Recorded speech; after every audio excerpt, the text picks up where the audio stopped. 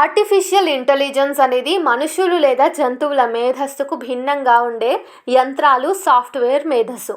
Artificial intelligence ప్రస్తుతం టెక్లోనే hottest బజ్వర్డ్స్లో ఒకటి. 1956లో రూపొందించిన ఆర్టిఫిషియల్ ఇంటెలిజెన్స్ అనే పదం పెరిగిన డేటా వాల్యూమ్లు, అధునాతన ఆల్గరిథంలు, కంప్యూటింగ్ పవర్, స్టోరేజ్లో మెరుగుదలల కారణంగా నేడు మరింత ప్రజాదరణ పొందాయి. ప్రస్తుతం టెక్నాలజీ రంగంలో ఆర్టిఫిషియల్ ఇంటెలిజెన్స్, చాట్ జీపీటీ సంచలనం సృష్టిస్తున్నాయి. ప్రముఖ గ్లోబల్ టెక్ దిగ్గజాలు ఓపెన్ఏఐతో పాటు సొంత చాట్ బోట్లను ఏర్పాటు చేసుకుంటున్నాయి.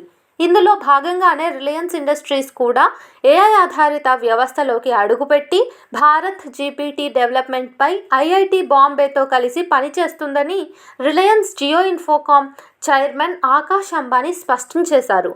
ఈ విషయాన్ని ముంబైలో నిర్వహించిన టెక్ ఫెస్ట్లో ప్రకటించారు. రిలయన్స్ జియో, ఐఐటి బాంబే సంయుక్తంగా భారత్ జీపీటీని చాట్ జీపీటీ తరహాలో అభివృద్ధి చేస్తున్నాయన్నారు.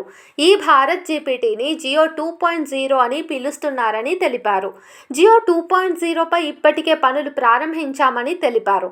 రిలయన్స్ జియో విస్తృత విజన్లో భాగంగా భారత్ జీపీటీని రూపొందించారన్నారు. ఏఐ సేవలను రిలయన్స్ సంస్థలోని అన్ని విభాగాల్లో ఆవిష్కరించడానికి ప్రయత్నిస్తున్నామని ఆకాష్ అంబానీ తెలిపారు. ఐఐటి బాంబే 2014 నుంచి వివిధ కార్యక్రమాల రూపకల్పనలో రిలయన్స్తో భాగస్వామిగా ఉంది.